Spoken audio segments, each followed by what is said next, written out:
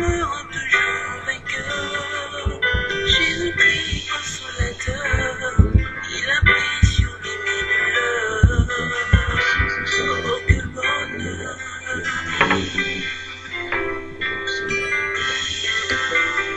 Et des 120 il je t'aime.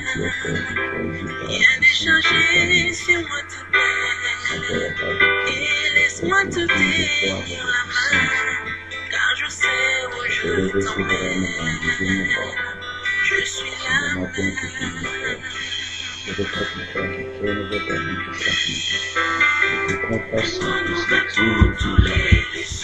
Croyant en toi, il n'y a pas de feu, c'est toi qui es Dieu de gloire et de puissance. Alléluia. En roi. Jésus, béni soit ton nom. Et venons devant toi pour nous gloire ce matin, dimanche 24 mai 2020, pour t'adorer. Oh Jésus, sois béni.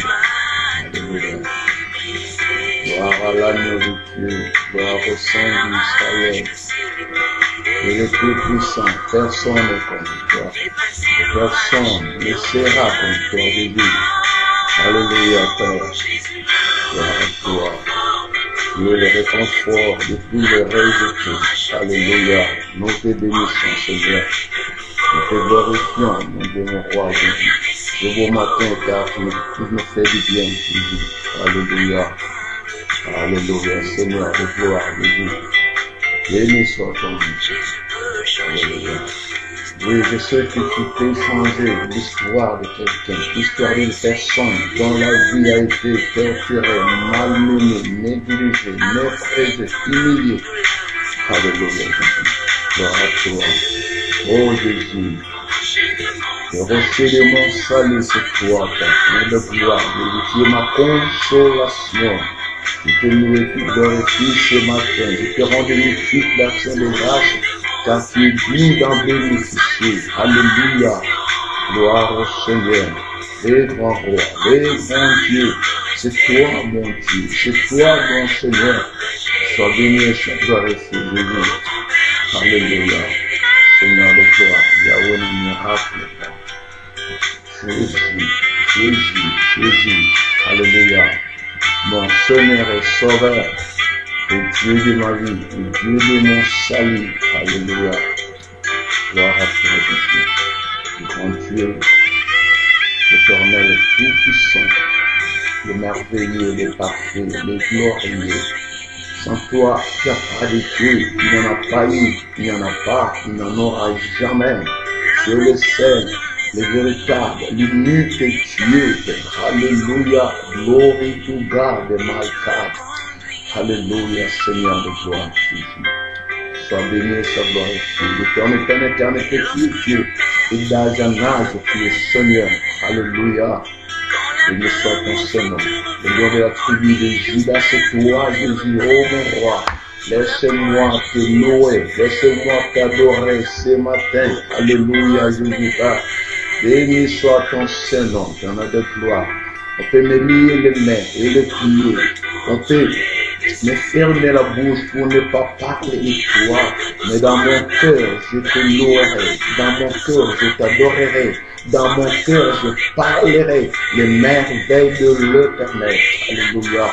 Yehoshua HaMashiach, le grand Seigneur, créateur du ciel et de la terre, Jésus-Christ. Sois béni, sois glorifié, mon Jésus, le tout-puissant créateur, le grand roi. Béni soit ton Seigneur, Jésus, alléluia.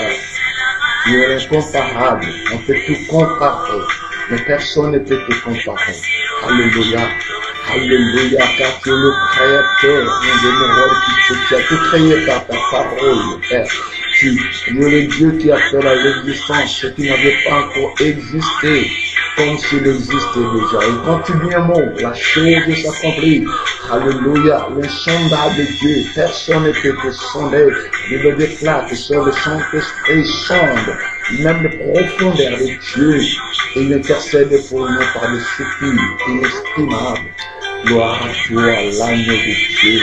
Gloire à toi, le Saint d'Israël, mon Dieu, mon roi. Alléluia.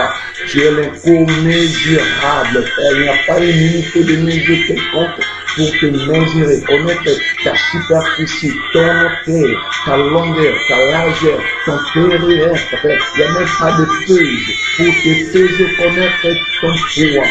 Combien pèse Dieu? Combien mesure mon Seigneur? Personne ne le sait, personne ne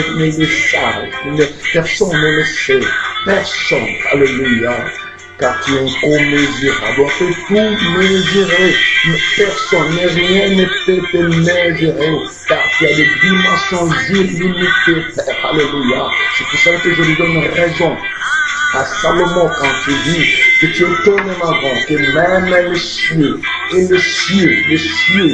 peuvent te contenir, Seigneur de gloire. Alléluia. Gloire à toi, l'agneau de Dieu. Gloire à toi, le Saint d'Israël, le puissant de Jacob, le Dieu qui opère par la puissance de son nom. Tu es merveilleux, oh Jésus, mon Jésus, les grands rois, les grands seigneurs de gloire, Jésus, les tout-puissants créateurs. Alléluia, sois élevé souverainement de toutes choses. Mon Dieu, mon roi, alléluia. Alléluia. L'omnipotent, l'omniscient, l'omniprésent. Alléluia. Sois béni, Jésus. Sois glorifié, mon Dieu, mon roi. Alléluia. Tu es merveilleux, Jésus. Oh, béni soit ton Seigneur. Jésus. Nous recommandons ce moment que te sentons. Sois avec nous, que ton esprit nous conduise, que ton esprit nous dirige, et que nous puissions palper des choses merveilleuses que tu as réservées à ton peuple, Père.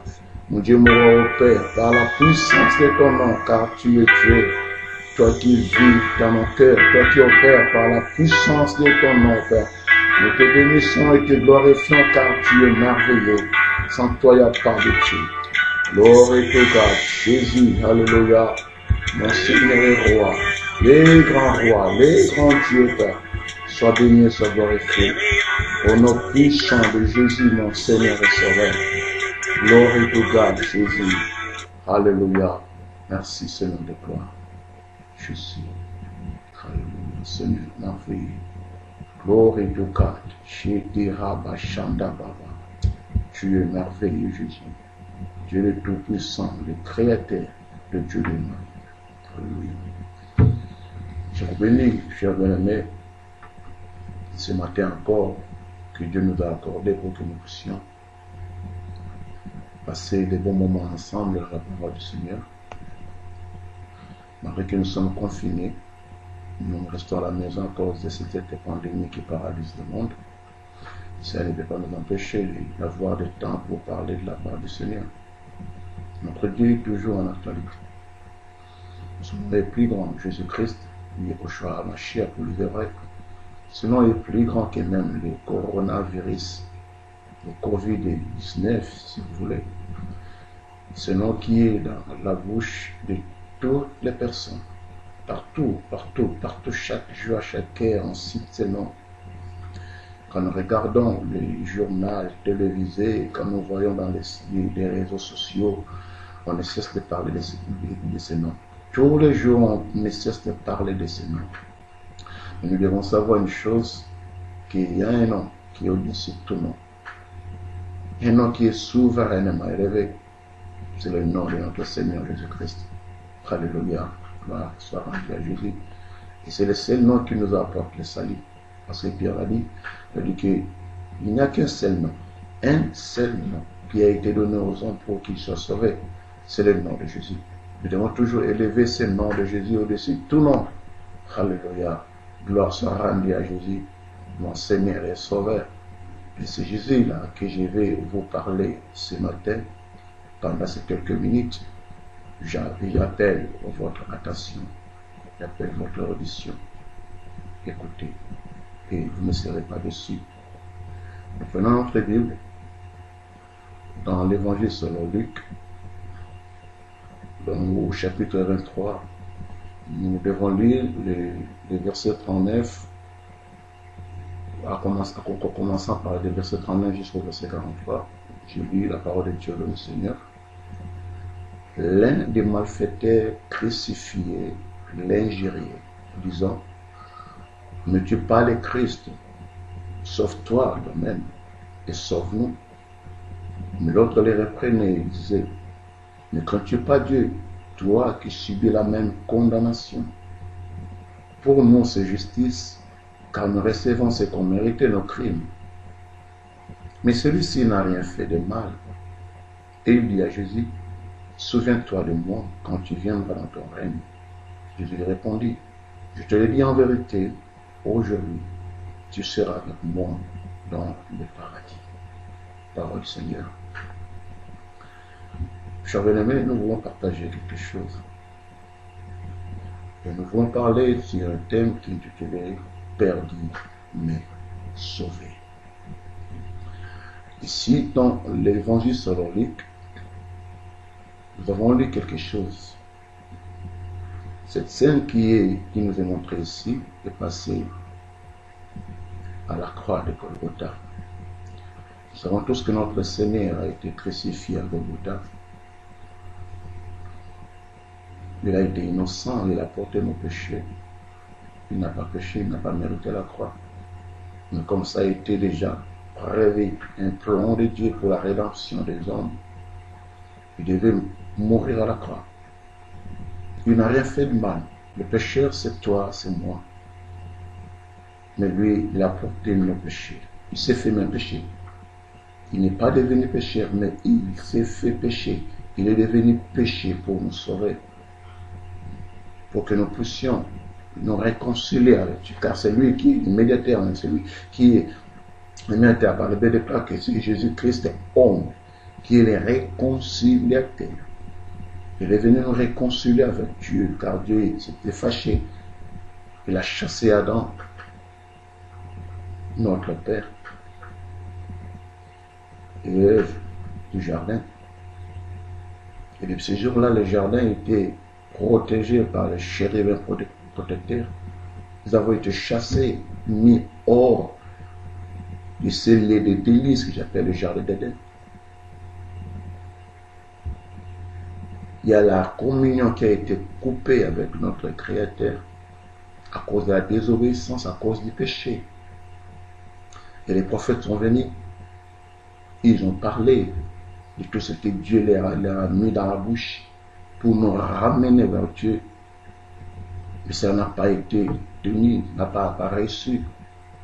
Et Dieu est venu lui-même. La Bible déclare que la parole s'est faite chair. La parole qui est Dieu a pris corps pour venir vivre avec nous. Et il est mort à la croix de Golgotha. Là, on l'a crucifié. Et ce que nous parlons aujourd'hui, j'ai dit que c'est une scène qui s'est passée à la croix de Golgotha. On a crucifié notre Seigneur Jésus. À ses côtés, il y avait des malfaiteurs. Des malfaiteurs connus dans la cité, connus dans le pays. Ils étaient des brigands. Ils faisaient mal aux gens. Ils avaient une mauvaise réputation. C'était des assassins, si je veux dire. De meurtriers. Mais il était différent de notre Seigneur, qui n'a pas été assassin, qui n'a pas été un voleur, qui n'a pas été un meurtrier, qui n'a pas été un malfaiteur. Mais pour que les prophéties s'accomplissent, il devait être mis à côté des malfaiteurs. Il le déclare, quand vous lisez dans les psaumes, vous le verrez. Il a été placé là, dans les mêmes groupes que les malfaiteurs. Les gens l'injuriaient, se moquaient de lui. Les soldats l'ont frappé. Ils ont craché sur lui. Ils l'ont méprisé, négligé. Ils l'ont fait porter une couronne d'épines à la place d'une couronne de gloire. Ils l'ont dénudé. Ils l'ont frappé. Ils l'ont percé les mains avec des clous. percé les pieds avec des clous. Ils ont percé les côtes avec une lance. Ils l'ont humilié. Mais il a tout accepté parce que c'était un plan déterminé depuis le ciel. Il devait mourir de telle manière. Oh, Jésus-Christ, merci pour la croix, Seigneur. Merci pour le sang que tu as fait couler, que tu as versé sur la croix de Golgotha, pour nous sauver. Alléluia, merci Jésus. Nous disons que notre Seigneur a été crucifié parmi les malfaiteurs. Dans les textes que nous venons de lire, la Bible déclare qu'il y avait des malfaiteurs, l'un crucifié à sa gauche et l'autre à sa droite. L'un d'eux commençait à se plaigner. Il voulait la délivrance. Il ne voulait plus mourir à la croix. Il voulait que Jésus-Christ, notre Seigneur, puisse opérer un miracle, afin qu'il soit délivré, qu'il revienne dans sa vie, non pas pour se repentir. Il n'avait pas ce programme-là de se repentir, mais il voulait continuer ses dégâts, ses méfaits, les choses mal qu'il était en train de faire quand il était encore dans sa liberté. Et il reproche à notre Seigneur. Qu'est-ce qu'il dit? Ne-tu pas le Christ? Oui, Jésus-Christ est le Christ. Jésus est le Christ. On ne peut pas le contester. Il est le Christ et il le reste. Car Christ veut dire oint. L'envoyé de Dieu. C'est lui le Christ que les prophètes, que les psaumes, que la loi ont parlé. Il l'était réellement. Même à la croix, dénudé, il était toujours le Christ. Et ces malfaiteurs lui disent, n'es-tu pas le Christ? Il doute de la personnalité de notre Seigneur. Il doute de l'identité de notre Seigneur. Il doute de la nature de notre Seigneur. Dans la souffrance, il avait ses intentions, ses malfaiteurs. Il voulait que Jésus-Christ opère un miracle, de le délivrer afin qu'il puisse aller continuer sa mauvaise vie, lui tuer, de faire du mal aux gens. Mais il oubliait qu'il était déjà dans le jugement. Là où il se trouvait, il était déjà dans le jugement, en plein jugement. Il dit, ne tue pas le Christ. Sauve toi-même et sauve-nous. Non. Tu n'étais pas venu ici pour se sauver. Oui, il est venu nous sauver, mais il nous a sauvés par la croix. Sans la croix, il n'y a pas de salut. Parce que quand je lis dans le livre des Hébreux, dans le chapitre 9, verset 22, la Bible déclare que sans l'effusion du sang, il n'y a pas de pardon. Or, quel sang qu'on parle dans ce texte? Ce n'est pas le sang des hommes, ce n'est pas le sang des animaux, mais c'est le sang de Jésus. Ce sang devait être versé sur la croix, à la croix de Golgotha. C'est pour cela que quand Jean les verra, dans Jean chapitre 1er, verset 29, il les montrera aux gens, il dira, voici l'agneau de Dieu qui ôte les péchés du monde. Et pour ôter les péchés, il faut que l'agneau soit mis à mort, soit immolé. C'est sang qui sera versé, c'est ça le sang qui va sauver les gens. C'est ça même le prix de notre rachat. C'est sang précieux, précieux je dis bien, le sang de notre Dieu, le sang de Jésus-Christ. Il ne peut pas se sauver parce qu'il est venu pour mourir. C'est les moyens que Dieu a programmés, a planifié pour qu'il puisse nous sauver. Il ne pourrait que nous sauver en versant son sang.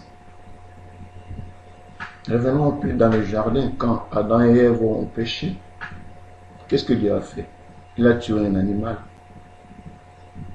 Il a tué un animal. Or, quand on tue un animal, le sang doit être versé. Il a tué un animal.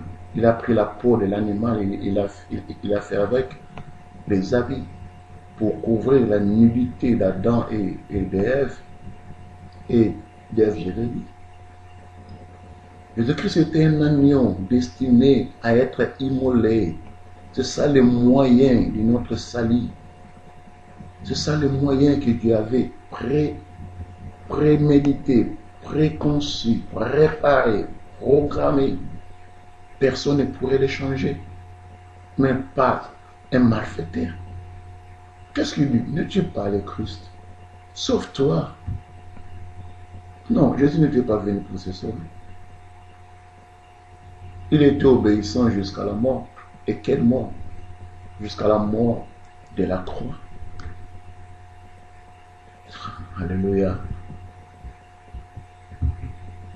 Il ne devait qu'obéir à tout ce que son père lui avait dit de faire.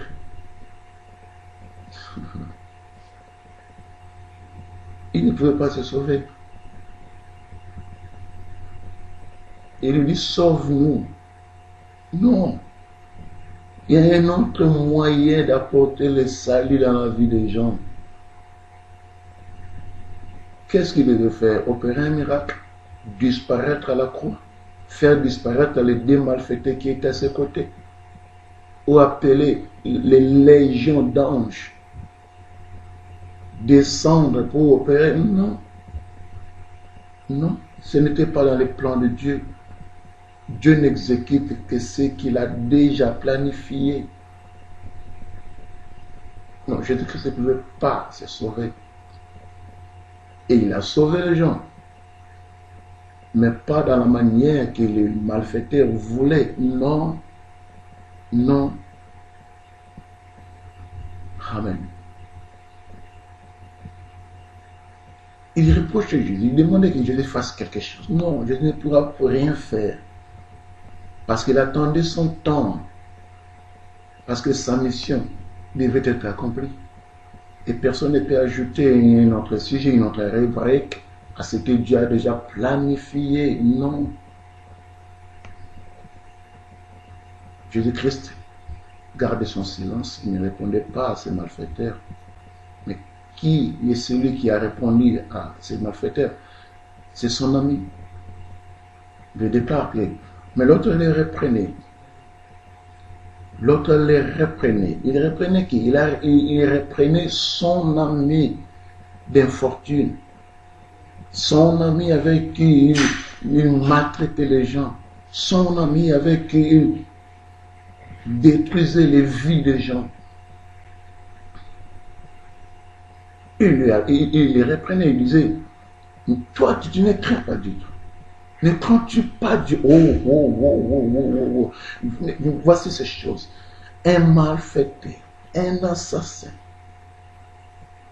Il reconnaît quand même qu'il faut avoir la crainte de Dieu. Alléluia. Alléluia.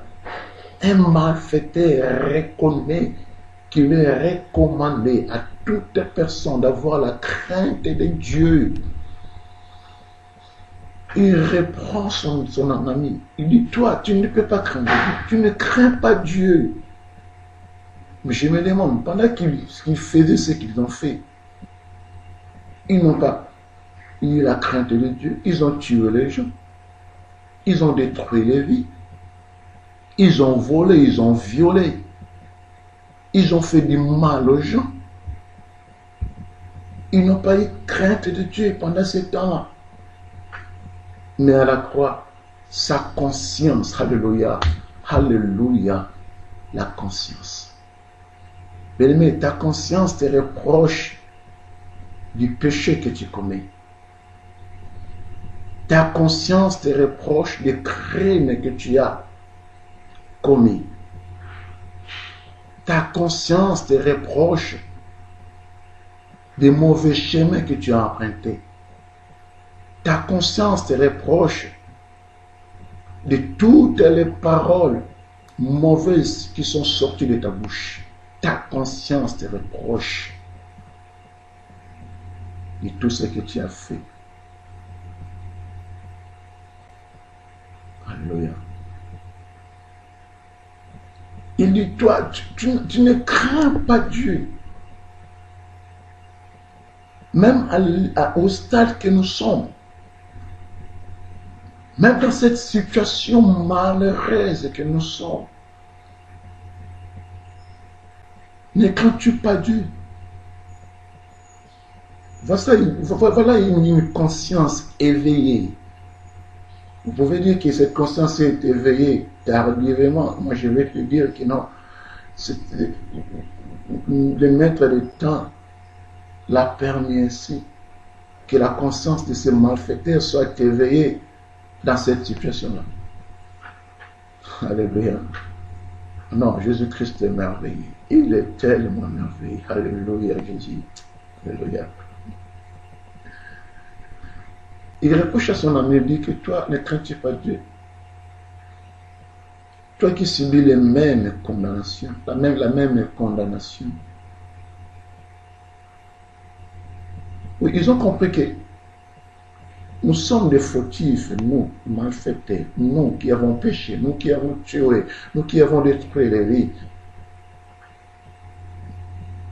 Nous subissons cette condamnation.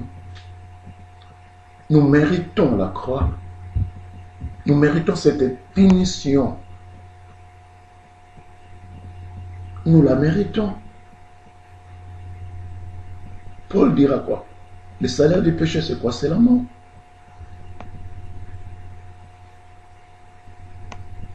Tout ce que nous sommes en train de faire dans la vie a un salaire, bien-aimé. A un salaire. On ne peut que récolter ce qu'on a semé. Si on n'a rien semé, on ne peut rien récolter. Si on a semé paix, on récoltera paix. Si on a semé beaucoup, on récoltera abondamment. La sémence que nous avions semée,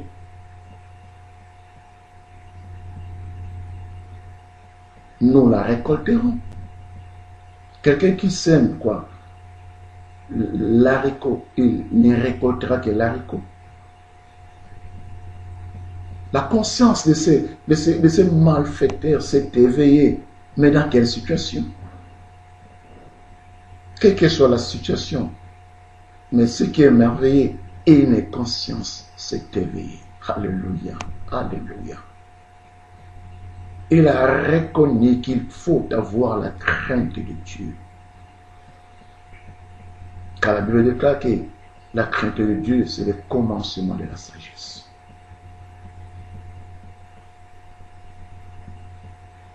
Ne crains-tu pas Dieu?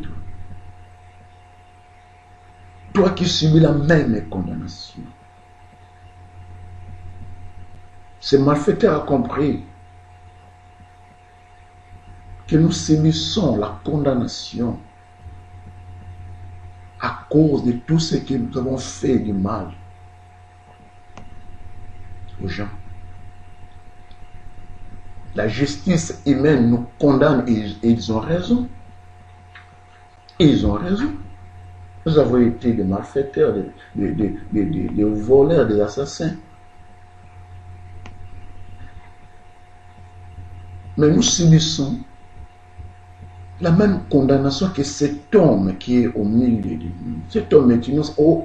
Même les malfaiteurs reconnaissent l'innocence de Jésus. Alléluia. Ce merveilleux. Ce merveilleux. Bien-aimé,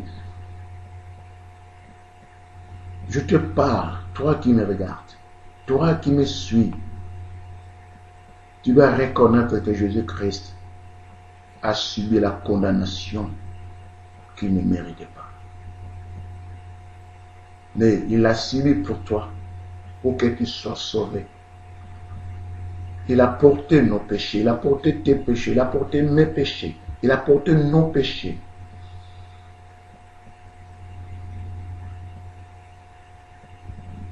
Il a été traité de maudit pour que toi et moi, nous soyons bénis.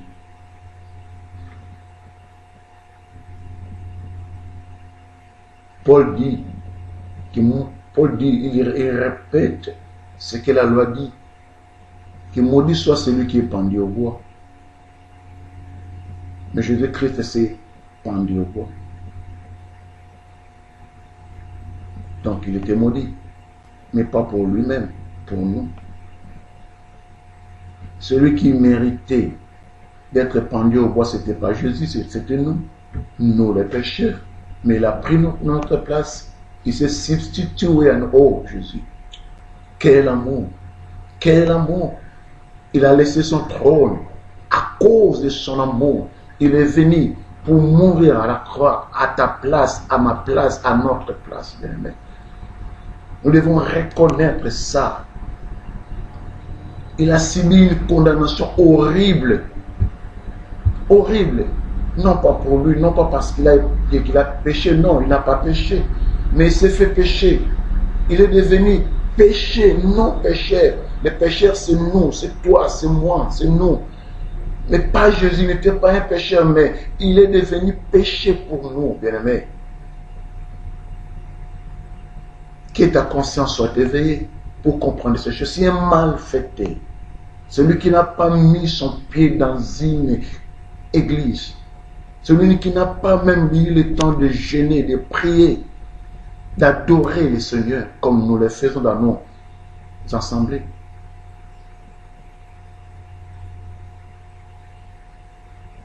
Mais à la croix, il a reconnu qu'il faut avoir la crainte de Dieu. Il a reconnu que Jésus-Christ était innocent.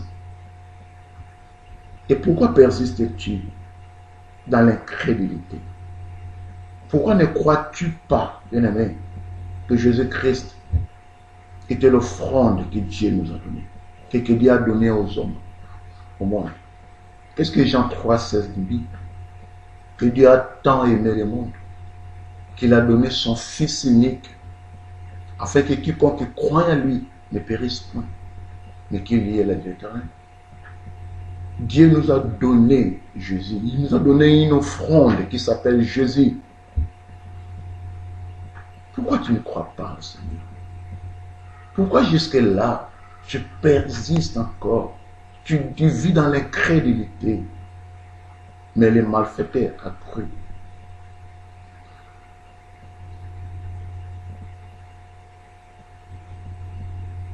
Il est parvenu à comprendre qu'il faut avoir la crainte de Dieu. Et il a cru que Jésus-Christ était innocent. Il a même confessé. Il reproche à son ami.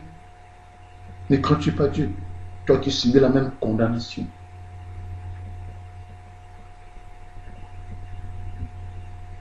Nous devons comprendre les choses, bien-aimés. Nous devons donner notre vie à Jésus. Alléluia. Gloire soit rendue à Jésus, mon Seigneur et Sauveur. Il n'a pas arrêté son discours. C'est l'un des malfaiteurs qui a commencé à répondre. Et c'est son ami qui lui répond. Il continue, il dit, pour nous c'est justice. Oui, il a compris. Oh. Pour nous, c'est justice. Ça veut dire quoi? Nous méritons cette condamnation. Nous méritons cette condamnation. Nous sommes punis à cause des défauts que nous avons commis. Nous sommes punis à cause des crimes que nous avons commis. Nous sommes condamnés à cause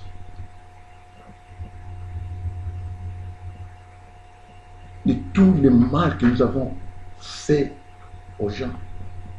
Et la justice nous condamne. Il est pour nous, c'est justice. Car nous recevons ce qu'on méritait nos crimes. Et il reconnaît sa faute. Mais il y a des gens qui n'arrivent même pas à reconnaître leurs fautes. Bien aimé, pour être pardonné, tu dois d'abord reconnaître ta faute. Dieu ne te pardonnera pas si tu ne reconnais pas d'abord ta faute, tes péchés.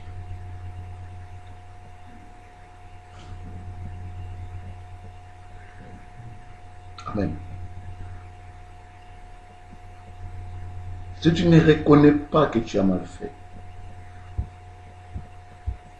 tu ne recevras pas les pardons de Dieu. Si Jésus est mort à la croix de Golgotha, c'est à cause de nos péchés. L'apôtre Paul dit que nous sommes privés de la gloire de Dieu car nous avons tous péché.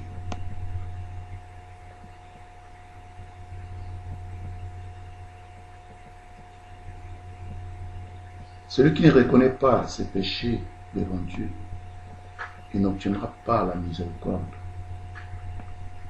ni les pardons de Dieu. Ce malfaiteur, il reconnaît ses péchés. Il dit pour nous c'est justice. Pour nous c'est justice. Quand nous recevons c'est qu'on méritait nos crimes.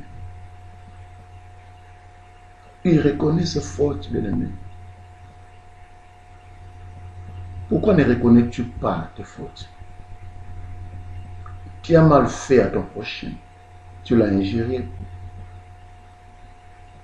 Tu l'as calomnié. Mais tu ne reconnais pas d'avoir fait du mal à ton prochain.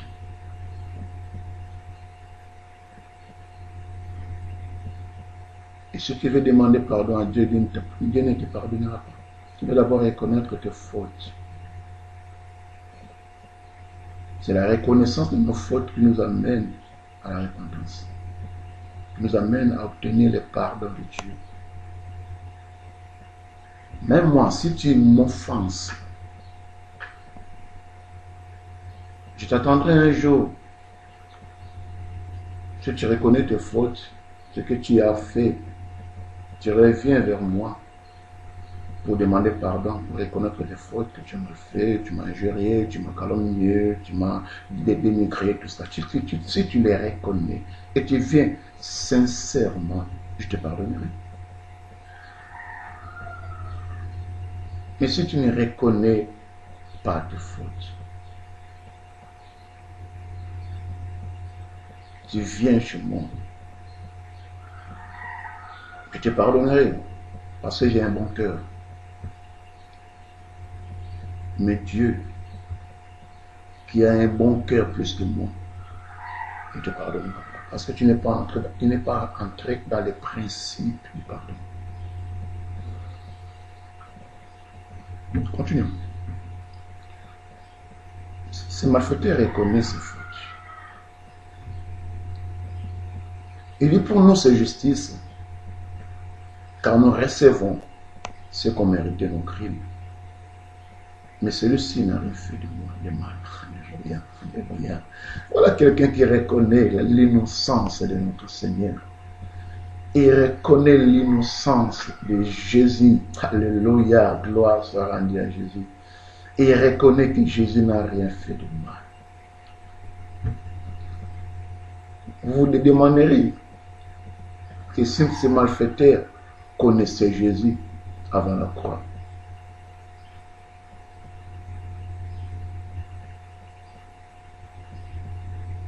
je dirais oui et je dirais non. Je commencerai d'abord par vous répondre par le non. Non, il ne les connaissait pas parce qu'il ne marchait pas avec Jésus. Il n'avait pas donné sa vie à Jésus. Il n'était pas au nombre des disciples de Jésus. Et je dirais oui, parce qu'il avait entendu parler de Jésus. Parce que Jésus avait une grande popularité. Une grande popularité dans le pays. Je dirais oui parce que le Saint-Esprit de Dieu a révélé à cet homme qui était Jésus. Vous le comprenez, vous le comprendrez dans la suite de ce que nous sommes en train de dire.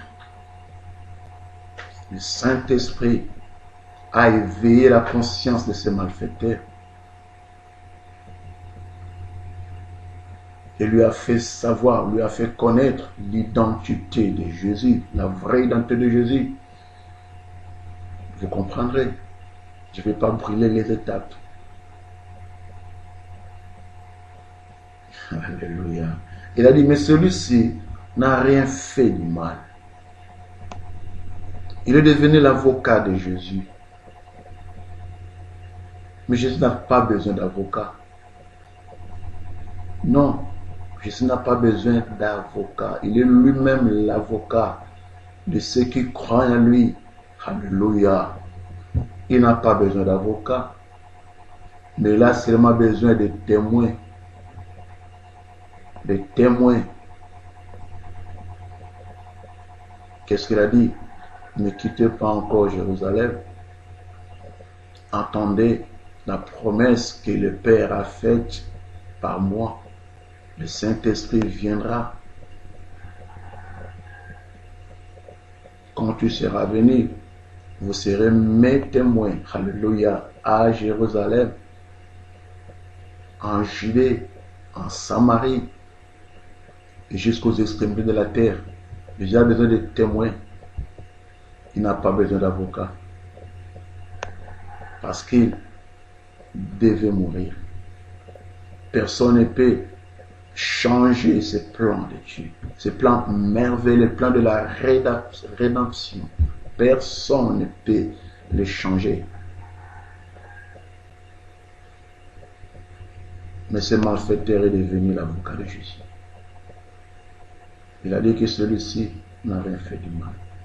Il reconnaît l'innocence de Jésus. Non, ce n'est pas mauvais de reconnaître l'innocence de Jésus. C'est ce que nous devons tous faire. Nous devons reconnaître l'innocence de Jésus. Il est mort pour toi et pour moi, bien-aimé. Il est mort pour nous. Nous devons reconnaître cette innocence de Jésus. Le malfaiteur a fait sa part. Il a reconnu l'innocence de Jésus. Il a reconnu que Jésus était innocent. Il ne méritait pas. Il ne méritait pas la croix. Il ne méritait pas la croix. Jésus ne méritait pas la croix. Mais s'il l'a fait, il l'a fait par amour. Par amour. Par amour. Dieu est amour. Et l'amour est de Dieu.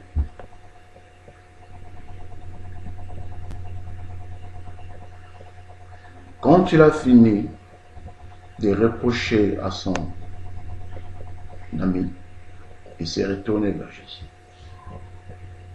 Non, j'apprécie le dévouement de ce malfaiteur. Il y a des choses qui nous arrivent dans la vie.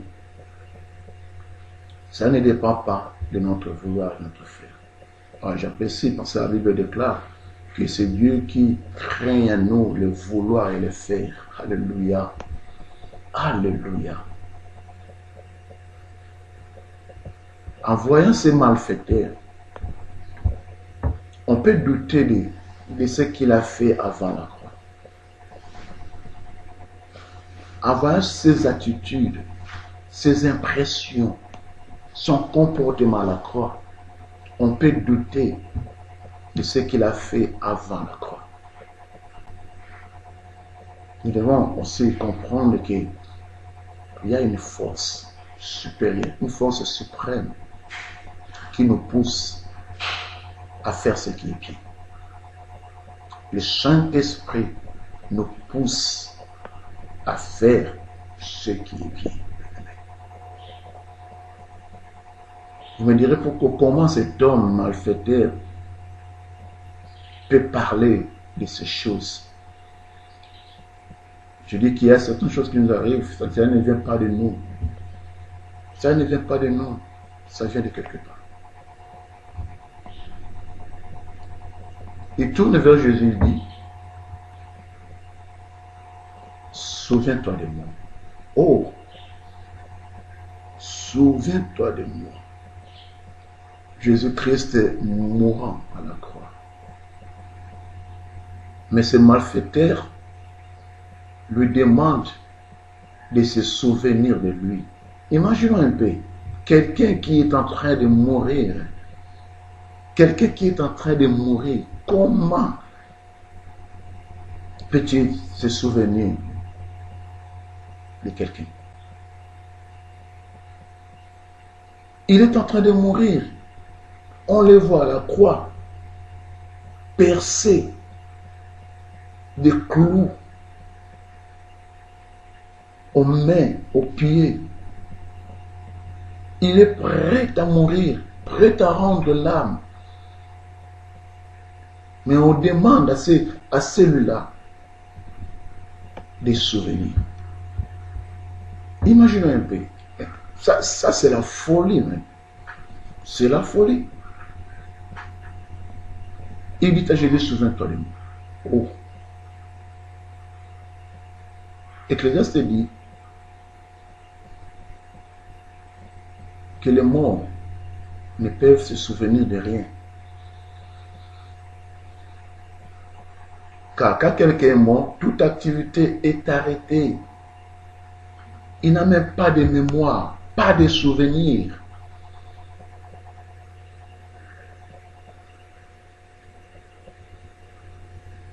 Même un chien vivant a plus de la valeur qu'un lion mort.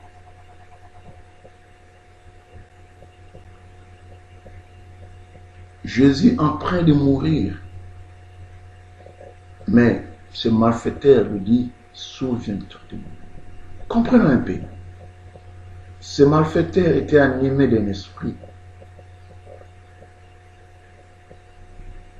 Un esprit qui lui révèle ces choses. Les choses qu'il n'avait pas connues avant de monter à la croix. Les choses qu'il n'avait pas connues avant d'être crucifié. Mais il vient de connaître ces choses, ces révélations à la croix. Alléluia. Il dit à Jésus, souviens-toi de moi. Mais il voit Jésus mourant. Mais il lui dit, souviens-toi de moi. Même si les gens voyaient que Jésus devait partir, mourir pour ne plus revenir, il est un homme ordinaire. Tous ceux qui sont morts ne sont pas revenus à la vie. Tous ceux qui sont morts sont devenus inactifs. Ils n'ont plus de mémoire, n'ont plus de souvenirs. Mais c'est malfaiteur quand ils voyaient Jésus, ils voyaient autre chose, de différent. Alléluia. Gloire au Seigneur. Ils voyaient quelque chose de différent. Ils ne voyaient pas Jésus comme mort et mort pour l'éternité. Mais ils voyaient la vie en Jésus. Alléluia. Ils voyaient la vie en Jésus. Alléluia. Oui, Jésus l'a dit à Marthe que je suis la vie et la résurrection. Alléluia. Ce malfaiteur a reconnu que Jésus est la vie et la résurrection. Il dit, souviens-toi de moi. Il ne s'était pas arrêté là. Il continue encore en disant, quand tu viendras dans ton règne. Wow. Il reconnaît que Jésus reviendra. Il reconnaît que c'est Jésus que les gens voient mourant à la croix de Golgotha. Il y reviendra un jour. Il ne reviendra pas comme il est venu, mais il reviendra dans son règne. Il viendra comme un roi. Alléluia. Il viendra pour régner. Alléluia. Ces malfaiteurs croyaient à cela plus que les souverains sacrificateurs de l'époque, plus que les prêtres, plus que tous ceux qui se vantaient d'avoir connaître les choses de Dieu. Ce malfaiteur qui était un homme méprisable, un incrédule tout fait, un malfaiteur, un tueur, un assassin, un meurtrier, un voleur, une personne de mauvaise vie a reconnu la seigneurie, la royauté et même la divinité de Jésus-Christ. C'est merveilleux. Alléluia. Il a dit, souviens-toi de moi quand tu reviendras. Il croyait que Jésus reviendrait. Que Jésus reviendra. Il croyait ça, que Jésus reviendra. C'est-à-dire, il croyait à la résurrection. Alléluia.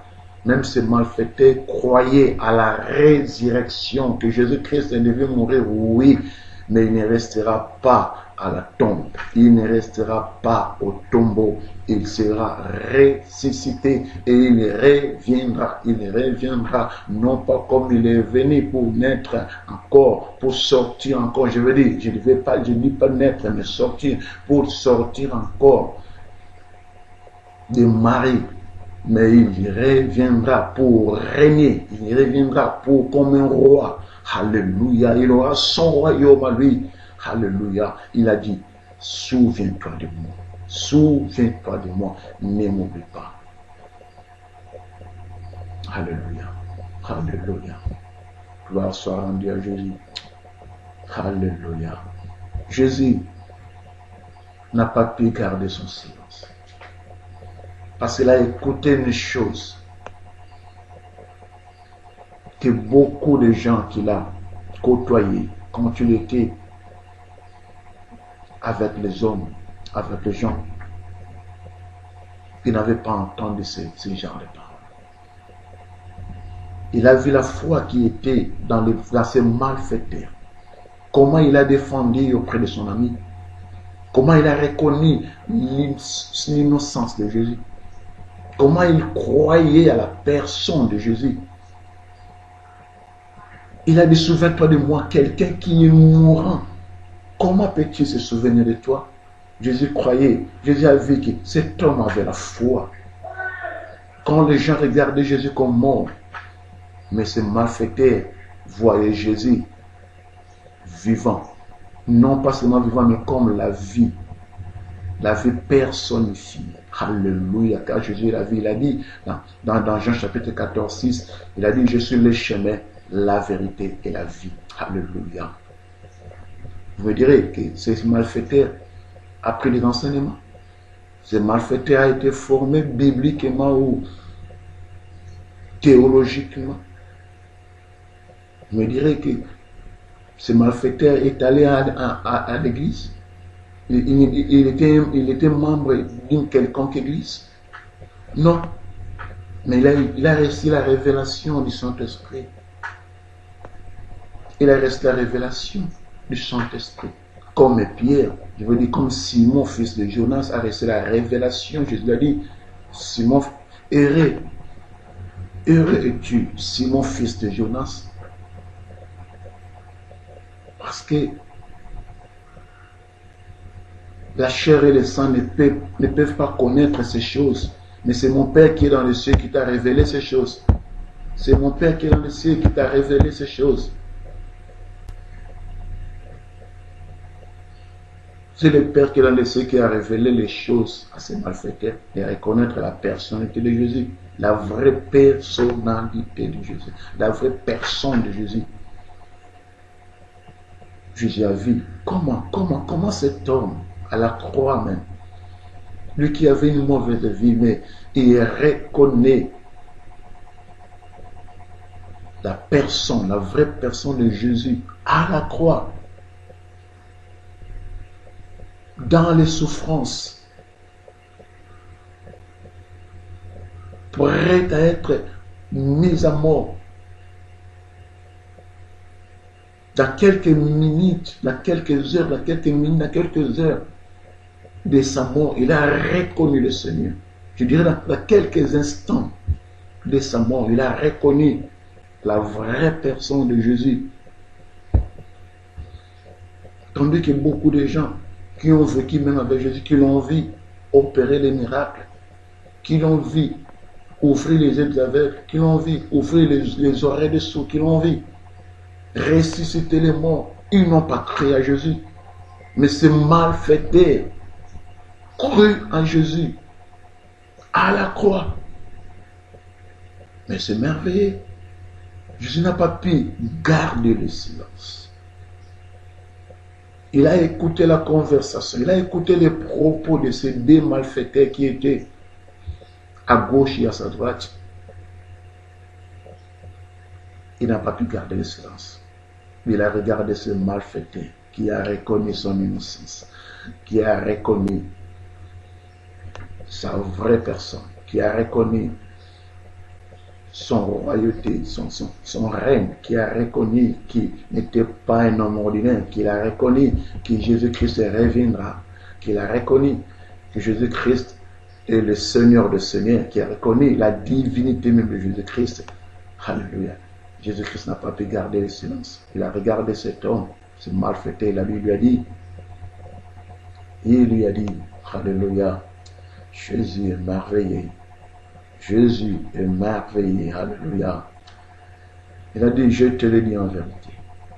Oh, je te le dis. Il n'a pas dit que je vous le dis. Non, non, non. Il ne concernait pas, les paroles de Jésus ne concernaient pas l'autre malfaiteur qui reprenait Jésus, qui a voulu que Jésus se sauve de la croix et le sauve aussi, qui doutait que Jésus-Christ était le Christ, que Jésus était le Christ. Mais Jésus s'adresse à ce malfaiteur qui a reconnu son innocence, qui a reconnu sa vraie personne. Et lui dit, je te le dis, en vérité. Alléluia. J'aime quand Jésus parle. J'aime quand Jésus parle. Toutes les paroles qui sortent de sa bouche a des effets positifs. Alléluia. Je veux déclarer qu'il dit un mot et la chose s'accomplit. C'est lui qui est la parole du commencement. Je déclare dans Jean chapitre 1 verset 1 que le commencement était la parole. La parole est avec Dieu et la parole était Dieu lui-même. Alléluia. Jésus dit à ces malfaiteurs, je te le dis en vérité. Aujourd'hui, non pas demain, pas à la fin de l'année, non pas quand les morts seront ressuscités. Non, non, non. Mais il est dit aujourd'hui même, pas demain, pas après quelques temps, mais aujourd'hui même. Il dit aujourd'hui, tu seras avec moi dans le paradis. Merveilleux, merveilleux, merveilleux. Jésus est merveilleux. Il a dit aujourd'hui tu seras avec moi dans le paradis. Alléluia. Il a changé la destinée d'une personne. Il a changé la destination d'une âme. Il a changé la vie d'un homme. Il a changé l'histoire d'un homme. Alléluia. Tout le monde condamnait cet homme. Oui, il était condamnable parce qu'il avait commis des crimes. Des crimes. Il a mérité la croix. Il a mérité cette punition. Il a mérité cette condamnation.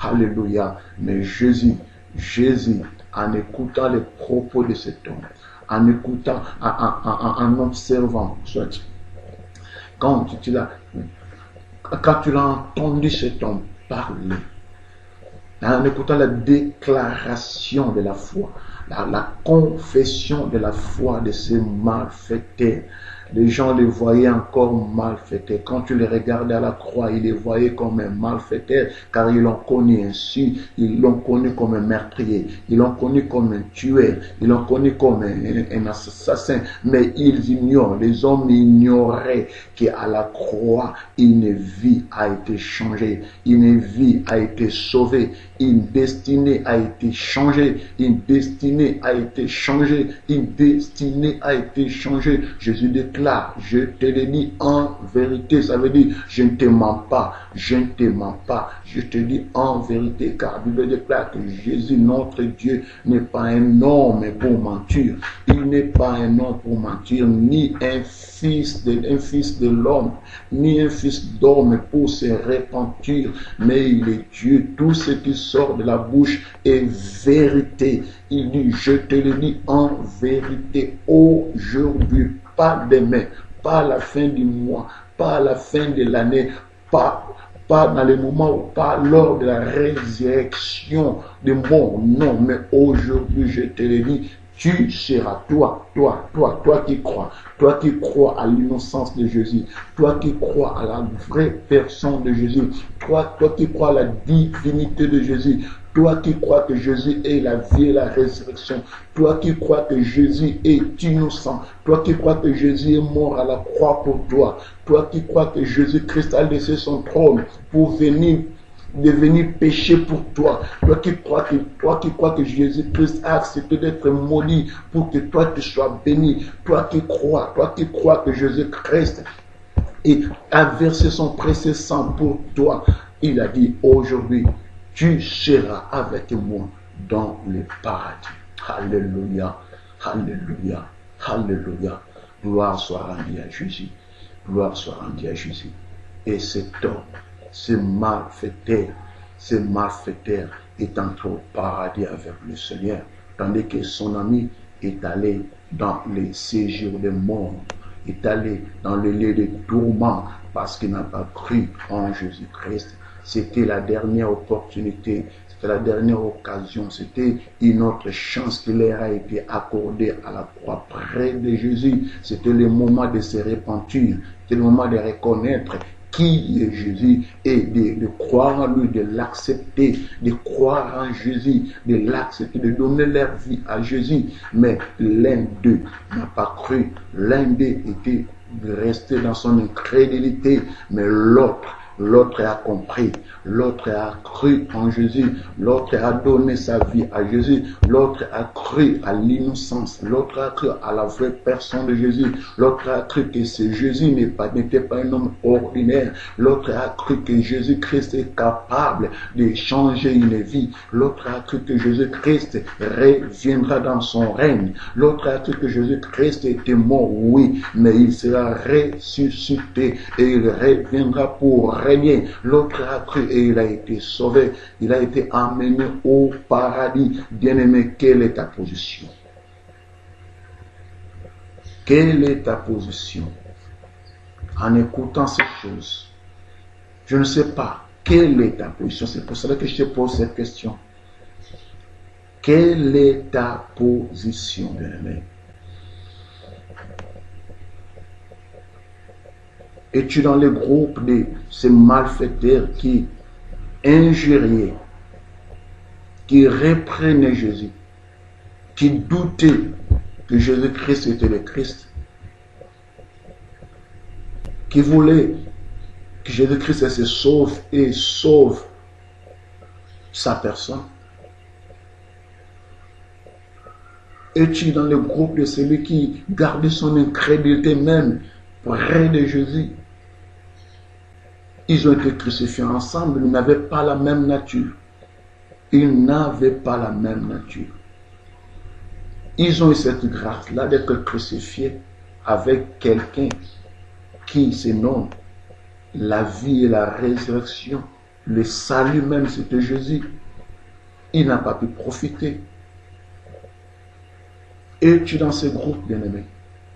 Pourquoi persistes-tu dans l'incrédulité? Pourquoi persistes-tu dans une mauvaise vie? Pourquoi ne crois-tu pas en Jésus?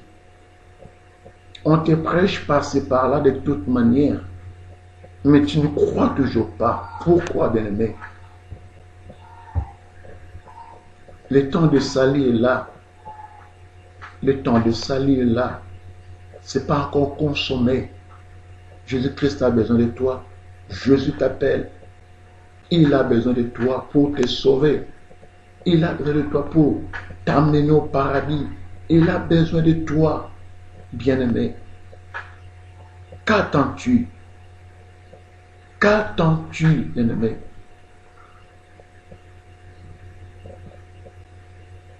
Décide avant que ce soit trop tard. Décide-toi avant que ce soit trop tard.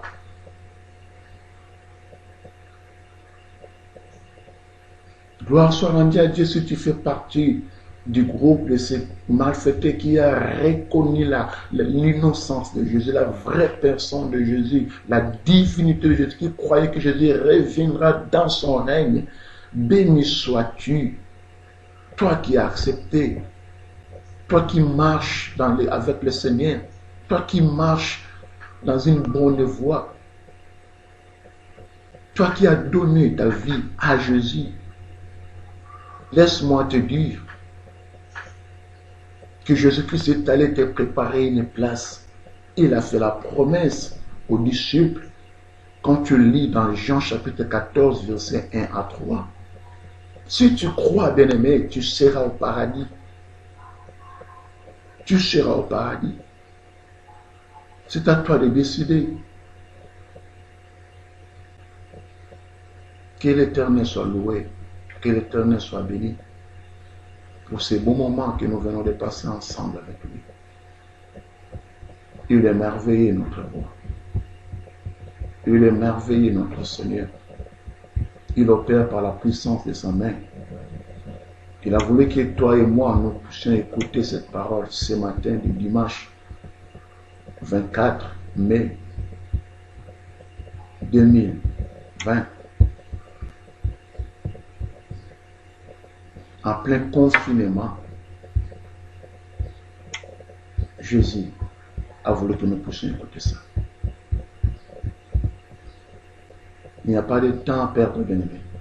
Il n'y a plus de temps à perdre. Tu dois comprendre ces choses. Que le Seigneur te bénisse.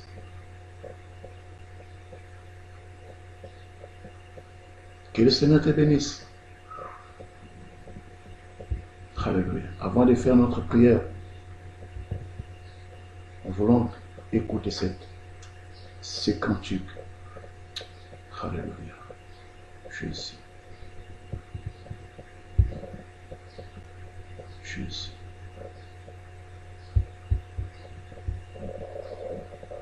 Oh Seigneur, Jésus. Alléluia. Jésus.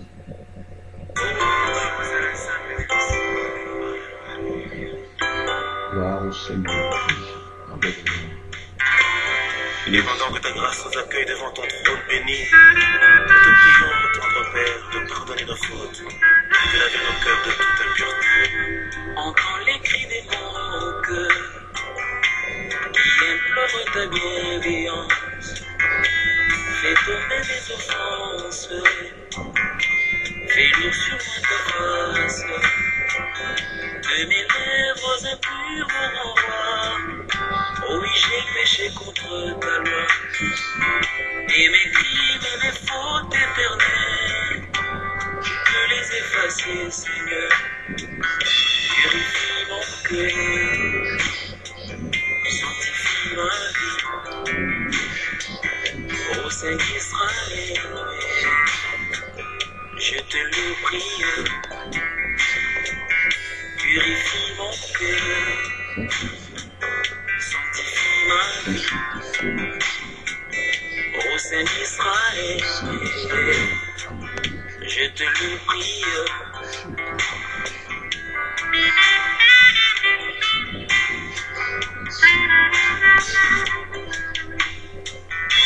Reçois notre prière, fidèle et tendre Père. Nous sommes ce service, agrée au sacrifice. Reçois notre prière, fidèle et tendre Père. Ce précieux service, agrée au sacrifice.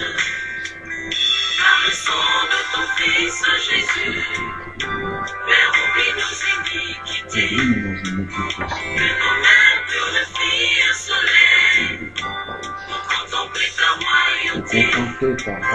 Purifie nos cœurs, sanctifie nos vies. Au Saint d'Israël, nous te le prions. Alléluia, Seigneur de gloire.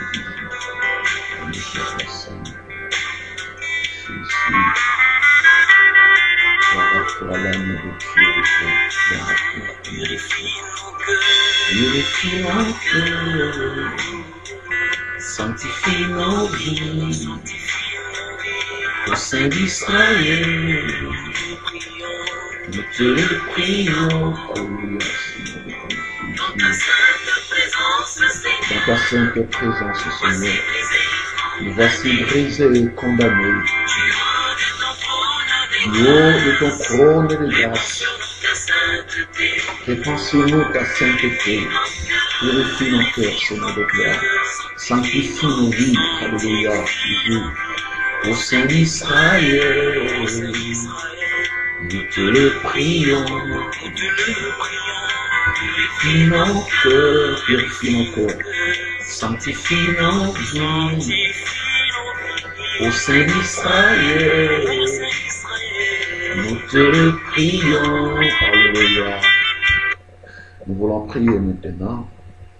Là où tu es, tu fermes tes yeux et accompagne-nous dans cette prière. Nous voulons prier pour toi. Plus haut de ton trône de grâce, Seigneur,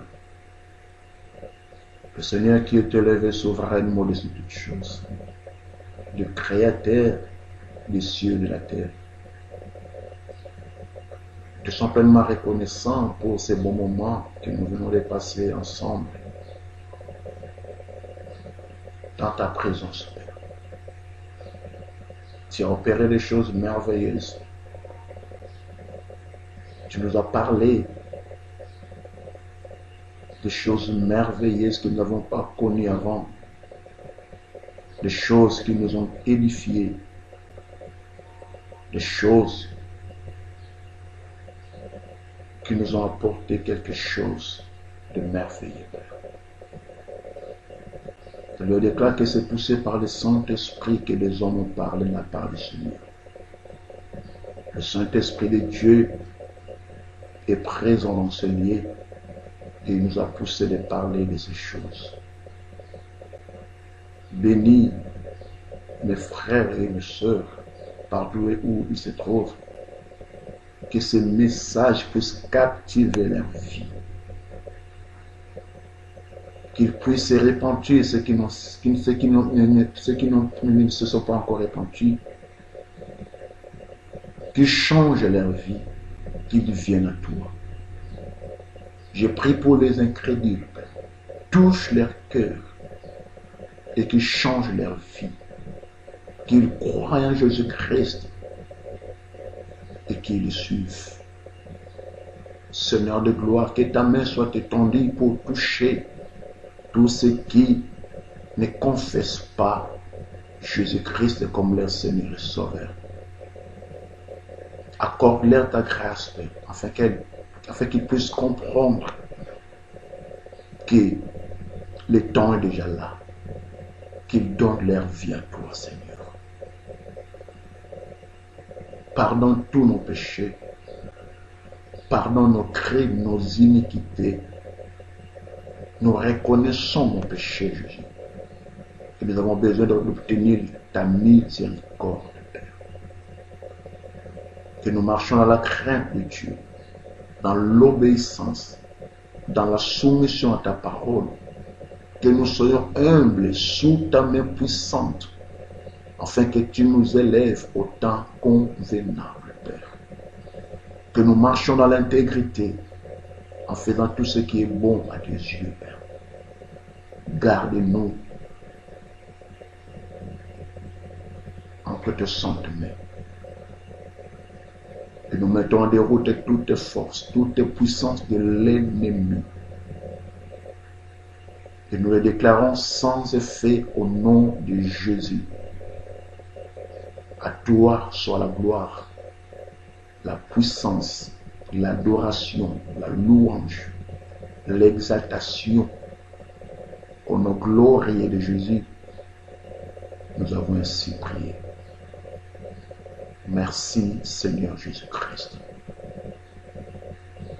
Amen.